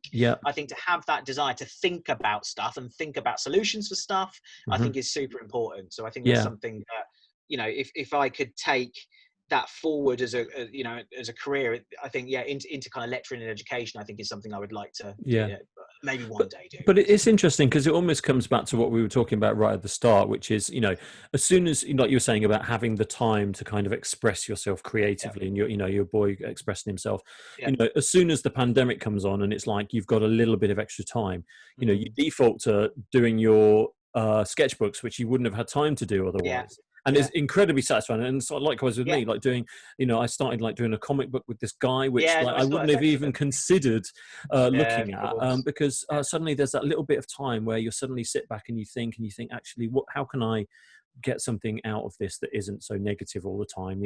You read the news and it's like, you have to have something else propelling you forward. And I think that's great. It doesn't happen all the time. So when life does snap back to normal, whenever that is, that's all going in the trash. Yeah, that's all. Yeah, comics, that's gone. I'll quite happily just DL leaflets if I get paid for it. No problem. DL leaflets from Fiverr. Come on. Yeah, no problem. Bring it on. But I do. So I think. So just to sort of wrap things up, we've been going for a while, but it's still we're doing all right. We're doing all right. Cool. Okay, I thought maybe I'd trim it down a bit, but I've been having a good time. So good. I'm glad. I've enjoyed it as well, mate. Anyone that's switched off by now, right.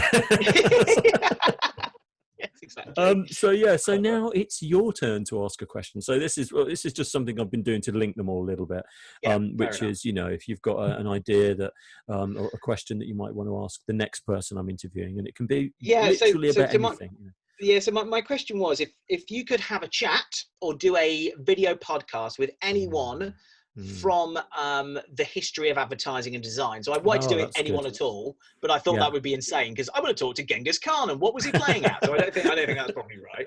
But in the context of like advertising and marketing, if you could have a Zoom call with anyone, who would it be? That was kind of my question. And my example was, I'd really like to chat to the creative team that came up with the Mash Gate Smash robots. Oh, okay, that's cool. Yeah, I remember watching that as a kid and just thinking, what the hell is, like, how have they, brought instant mashed potato, because it's a future product, to like those crazy metal robots. And like, what was fantastic. That journey? How did you do it? And like, that's the sign of a good campaign. The fact that I'm imagining that campaign crosses your mind at least twice a day. I think, anytime I see a colander near something, I sort of think, is that a robot's head? But that's so good. And it's funny because immediately, for no reason, I hadn't really thought about it, but who popped in my mind? And it was, do you remember we used to have that guy come and see us called Mike Fox with his ex-model wife? For some reason, I just thought, I'd really love to chat to that guy now. Like, I'm sure he's, he was old really then. Good shout, but he I think out of everyone that ever taught us, he had some absolute gold. I'm not sure we mind him enough, because I think you're probably right. I think he was like some kind of king among kings, but we weren't fully aware of it. I think we'll find out that he actually created like Helvetica. Like that was his idea. But the thing is that I think he was behind a lot of campaigns in the 70s and 80s. I think you're right. I think he was like a real old school advertiser. Yeah. And I think, just it'd be really great to kind of talk. I mean, it's always good, isn't it, to kind of talk to historic people in advertising and to kind of listen to the stories around just some of those classic ads that permeate your childhood. So I think advertising is where I've thought of, but there are all those other different. Yeah, I think he particularly was around that time of like the sort of 70s and 80s, where he was like working at Saatchi's and Wolf Ollins and all these places. Exactly. And I'd really like to have a chat with him about what those experiences were like, because I think, I think it was incredibly different, different times compared to what we're used to. But also he constantly used to refer to his ex-model wife, and I never had the confidence. I never had the confidence to ask him about it. And now I just want to know. Tell me about the ex-model. He'd wear a suit and trainers, and he'd sort of occasionally drop in the fact that he had an ex-model wife. I mean, that's a bold choice, a suit and trainers. I mean, you're already stepping up to the plate pretty severely. I mean, I might start calling my wife my ex-model wife, because I kind of like that as a bit of a mantra. I think that's ex, and my ex-model wife here usually. Yeah, exactly. They're sort of like, a model? What a model of what's happening that's here? It's bothered me for 20 years, Sean. I need to know now. Foxy, if you're out there, and we know you're watching, mate. You know, from your bed, or tubes and whatever else is going on. You know, like, I imagine he's like a sort of Davros figure now. You know, sort of half machine. Definitely. You know, just living on anecdotes, just endless anecdotes. That's his sustenance. Another anecdote, yes, please. Oh, those are the days. Well, mate, I just want to say thanks very much. This has been brilliant. Yeah. It's been really good to catch up with you. And thanks for coming on. I know it's all, I'm taking up your time, and you should be working. No, it's fine. It's absolutely fine. Absolute pleasure to do it. And, I think happy to be part of this. I mean, I do see this really growing and being something more. So if I'm a very small cog in that journey, on the ground floor, as they say. Yeah, no, it's great. and yeah, I mean, maybe we'll, there'll be sort of, a chance to do it again at some point. Maybe. Yeah, I hope so. Because I was almost thinking we should do like a kind of 3-way satellite link up with Ian Glover and do something between the three of us at some point. That would be really quite good. Really cool. But maybe not. Sorry. Yeah. No, you're all good. You're all good. I know. Sorry, I'm still on the call. Sorry. Oh, you know what? She heard you say ex-model wife. And that was it. What? Exactly. Absolutely. Like that. But yeah, no, maybe we'll do something in the future if you're up for it. If I can think of a vehicle for us to do something, it'd be great.